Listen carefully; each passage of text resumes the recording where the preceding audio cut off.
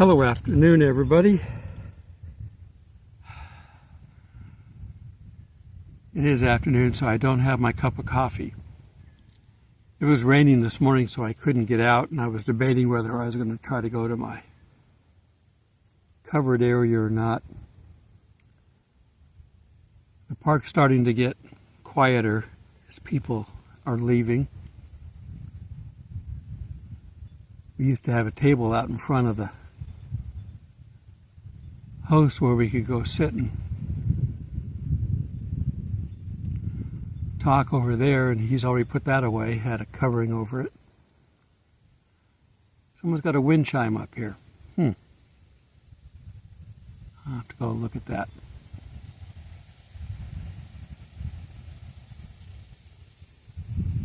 So it's a nice peaceful day. Let me see if I can show you some of the water.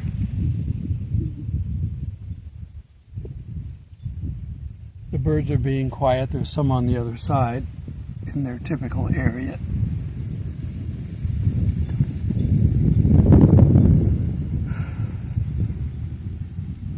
Calm before the storm. We just had a storm, but it wasn't bad. I think there's a bigger one coming behind it. This feels like a north wind. Times are changing, seasons changing. We've still got a high watch time going on. Our date predictors, or season predictors, are still predicting somewhere between the 27th to the 5th of December as a rapture possibility.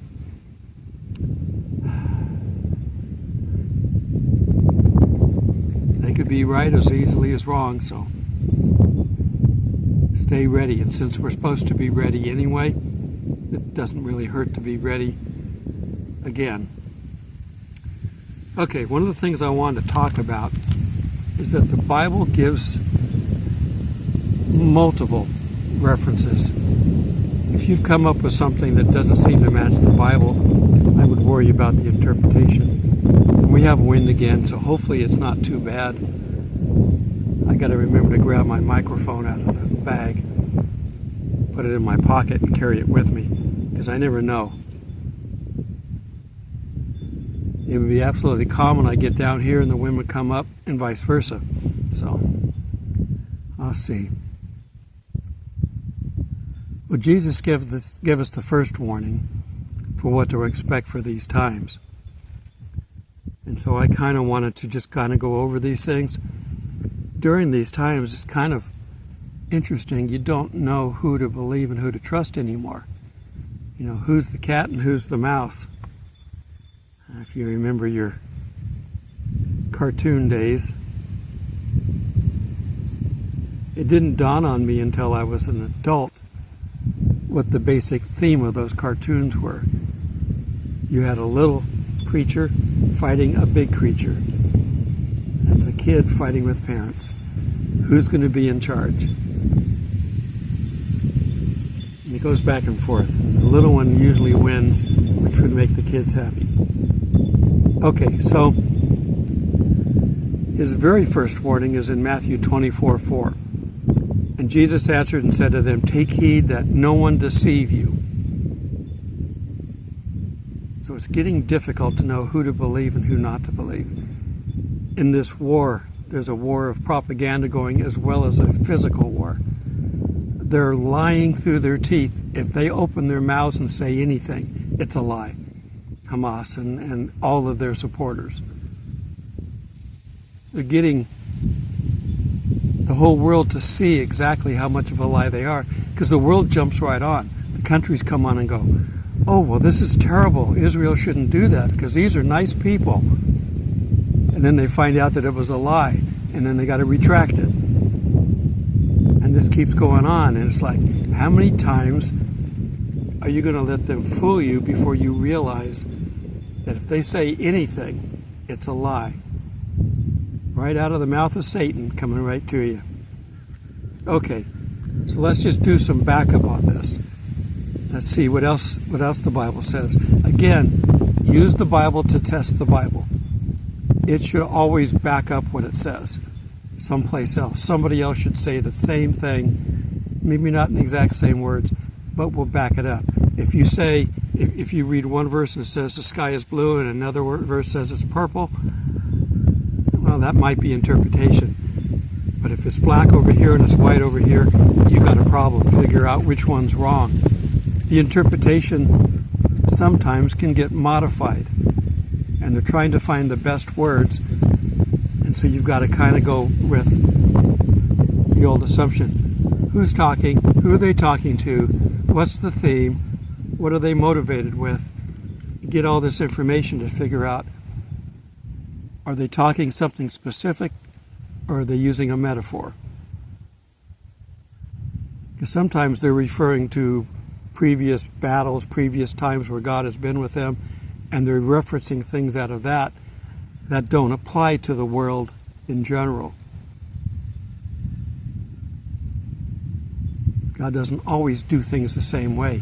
Jesus didn't heal the same way. Each story he's healing differently. He healed a blind man. He healed a lame person. He's very rounded and capable as God. Don't put him in a box. Okay, 2 Thessalonians 2:3. Let no one deceive you in any way. Kind of backing up what Jesus says. For that day will not come unless the rebellion comes first.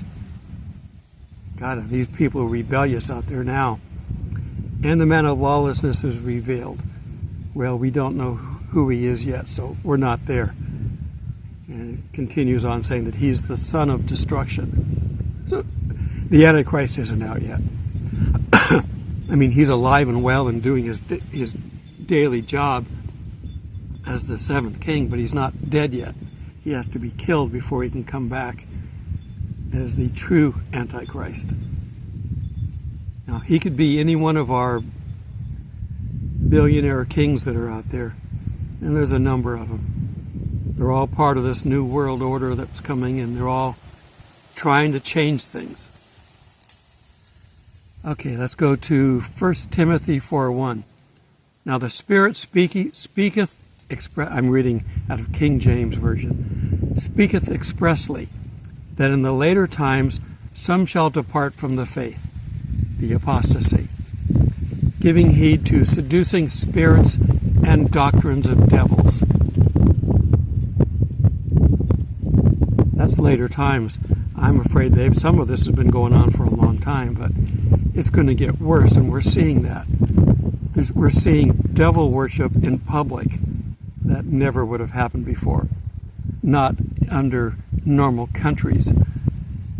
Yes, the countries that Israel was fighting throughout their history, they were doing Baal worship all the time, and that's basically idol worship. And they were told God told them to wipe these people out, don't leave them around. Okay, now we're going to go to 2 Timothy 3:1. But understand this, that in the last days there will come times of difficulty.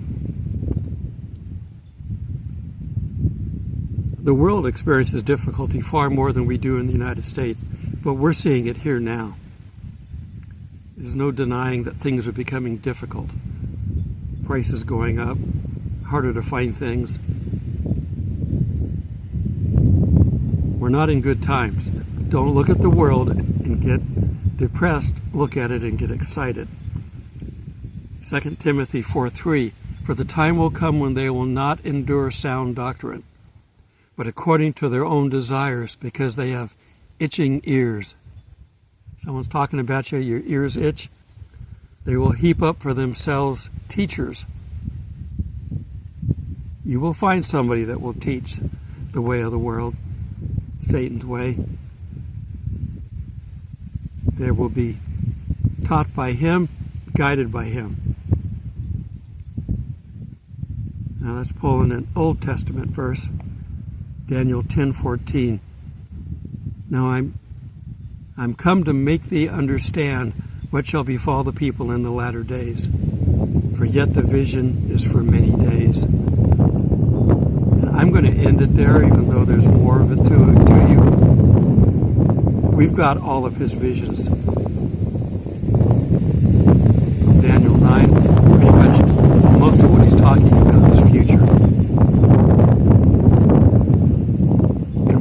the times. We are in these evil times, and we're not going to be able to stop it. Now, we can slow it down, we can hinder it, but we're not going to be able to stop it because it's designed by God to happen to wake the world up. Most of the world is not ready for what we are telling people as Christians. We're spreading the gospel, and most of the world isn't ready for it. They don't want it. They think their God, whatever it may be, is capable of taking care of them. Whether their God is themselves because they've been taught that through Scientology you can be perfect. You can be if your value of perfect is not very big. But if you want to be godly, you got to go beyond that. There's nothing wrong with making yourself better. But make yourself better for God, not just for the world. So I pray for those that are into Scientology, especially those that are in public eye, like Tom Cruise and John Travolta, who are using it to make themselves a better actor. But the world isn't about acting. You can be a part of your life as a job, but our world is about God and about spreading His message, the message of love, not the message of hate. So we can't hate you for what you're doing. We can hate the method maybe, but in general we should not even have hate. Hate of any kind for anything is not good because it festers inside your brain and it eats it up. It's like those parasites that get in there and they eat your brain up. Or it's like when you drink so much that you start killing brain cells. That's not good either. Everything in moderation. Alcohol back in the biblical time was something that the people found a necessity. A small amount of alcohol, just like you put a small amount of bleach in water to purify it, you put a small amount of alcohol in water to purify it. It might give it a little bit of a taste. Maybe if you drank 20 gallons of it, you might get drunk, but it's not designed to get drunk. It's designed to kill the bugs that might live in it.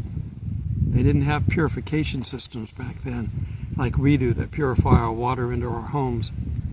It'd be much if you were living out in the wild like I am now, but we got city water here, even though we're camping because we're close, or well water, which is treated.